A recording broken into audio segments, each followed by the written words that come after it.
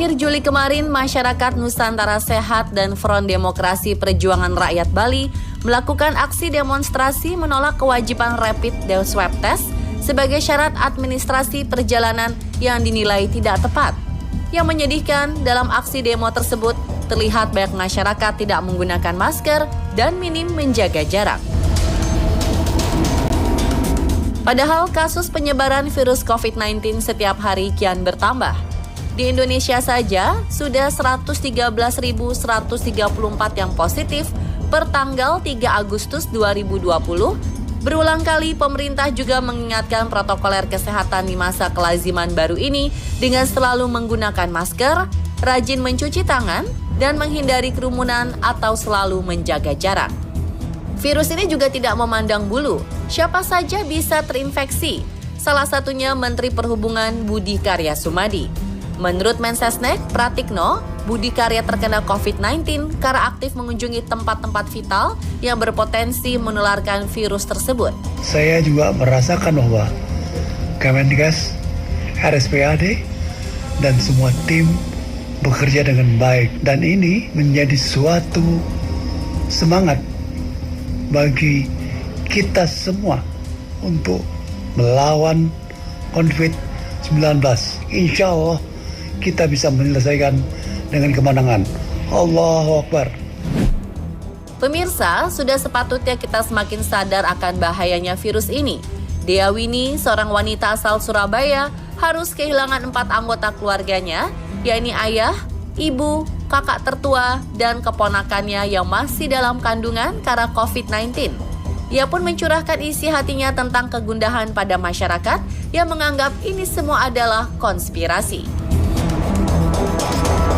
Ada kisah beberapa orang lagi yang positif COVID-19 setelah tidak percaya dengan keganasan virus ini. Seperti apa kisahnya?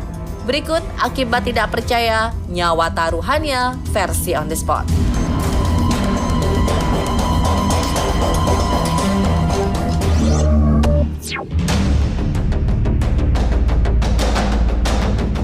Berbadan kekar bukanlah jaminan terhindar dari virus COVID-19 jika tidak menjalani protokoler kesehatan.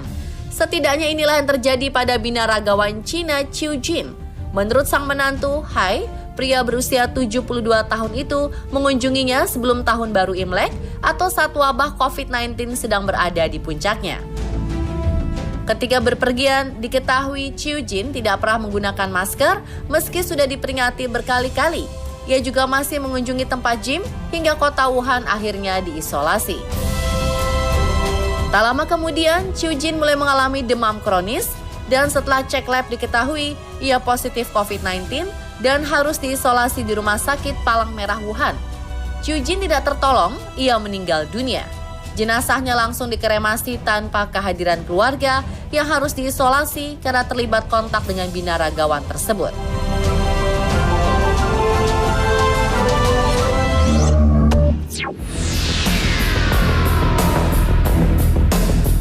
Seperti Qiu Jin, Park Hyun merasa percaya diri tidak akan tertular COVID-19. Ini dikarenakan gaya hidupnya yang sehat, seperti rutin ke tempat gym, rajin cuci tangan, dan selalu menggunakan hand sanitizer. Bahkan ia tinggal di daerah yang tidak terinfeksi coronavirus.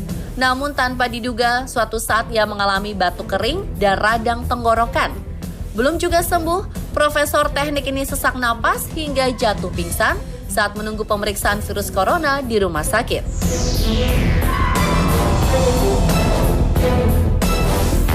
Selama dirawat, ia merasa dadanya sesak layaknya ditekan plat logam berat. Dada dan perutnya pun terasa panas seperti terbakar karena harus meminum obat. Setelah 8 hari dirawat di rumah sakit, Park dinyatakan negatif COVID-19. Namun di hari ke-9, ia baru diperbolehkan pulang, tapi tetap harus mengkarantinakan diri selama 14 hari. Jadi meskipun sudah hidup sehat, kita tetap harus berhati-hati ya pemirsa akan keganasan virus ini.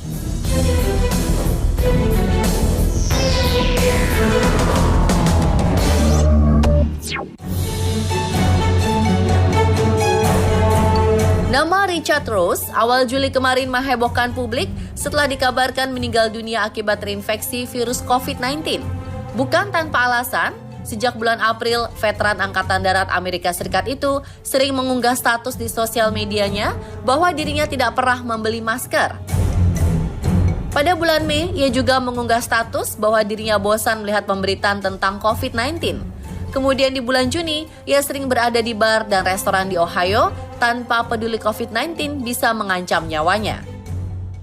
Dan yang ditakuti benar terjadi. Tanggal 1 Juli, Richard mengabarkan dirinya mengalami gejala COVID-19. Ia bahkan mengaku merasa tersiksa karena hanya bisa hidup sendiri dengan kondisi sulit bernafas. Hingga akhirnya di tanggal 3 Juli, keluarga mengabarkan bahwa Richard telah meninggal dunia di rumah.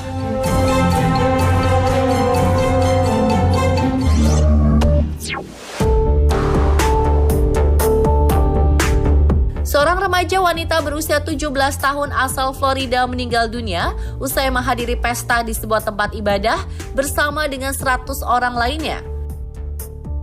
Diketahui ketika pesta berlangsung, Carson Lake Davis tidak menggunakan masker dan tidak memperhatikan jarak antar manusia. Sebuah laporan medis memperlihatkan secara rinci bagaimana ia berusaha meminum obat-obatan yang tidak terbukti menyembuhkan COVID-19 sebelum akhirnya dibawa ke rumah sakit. Bahkan setelah mengeluhkan sakit kepala, sinus dan batuk ringan, sang ibu memberikan hydroxychloroquine hingga kondisinya semakin parah. Carson sempat dirawat di rumah sakit anak Golisano sebelum akhirnya dipindah ke rumah sakit anak Nicklaus karena kondisinya tak kunjung membaik, hingga akhirnya meninggal dunia karena COVID-19 serta komplikasi penyakit lain.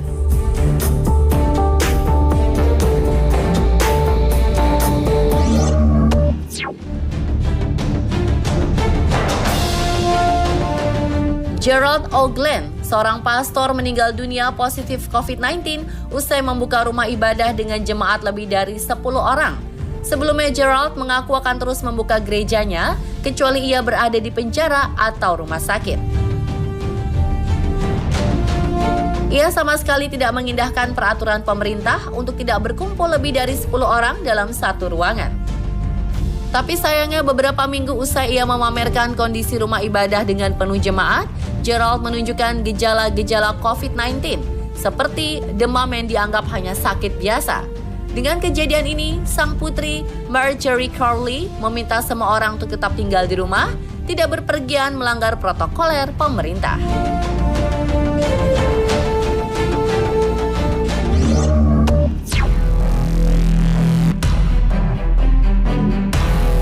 John W. McDaniel, pria asal Ohio, Amerika Serikat ini beberapa kali sempat mengunggah pernyataan yang mengarah kepada ketidakpercayaannya terkait virus COVID-19. Bahkan ia menganggap bahwa COVID-19 adalah taktik politis yang menganggap instruksi tetap di rumah ataupun lockdown sebagai sebuah omong kosong. Tapi sayangnya ia meninggal dunia usai dinyatakan positif COVID-19. Jenazah John langsung diurus oleh Snyder Funeral Home yang menyiarkan pemakamannya kepada keluarga karena tidak memungkinkan untuk datang ke sana terkait social distancing.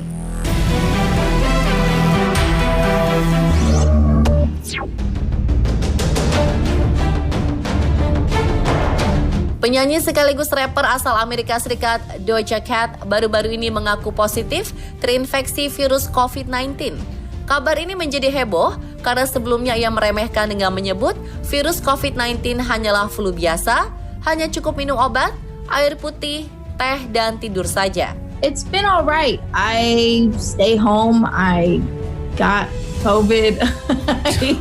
Dalam sebuah wawancara, ia mengaku sudah beberapa hari memiliki gejala usai memesan makanan di sebuah aplikasi online. Kini dirinya merasa baik-baik saja hingga dilakukan pemeriksaan lebih lanjut. Nah kan, sesumbar sih mbaknya. Lain kali lebih berhati-hati ya mbak. Jangan lupa protokoler kesehatannya loh. Dan pemirsa, itulah akibat tidak percaya, nyawa taruhannya versi on the spot. Semoga kita bisa semakin bijak dalam menyikapi virus COVID-19 yang hingga kini masih menjadi pandemi membahayakan di dunia. Jangan lupa selalu menjalankan protokoler kesehatan seperti menggunakan masker, rajin mencuci tangan, dan hindari kerumunan. Karena kita pun bisa menjadi pembawa virus berbahaya bagi keluarga tercinta di rumah.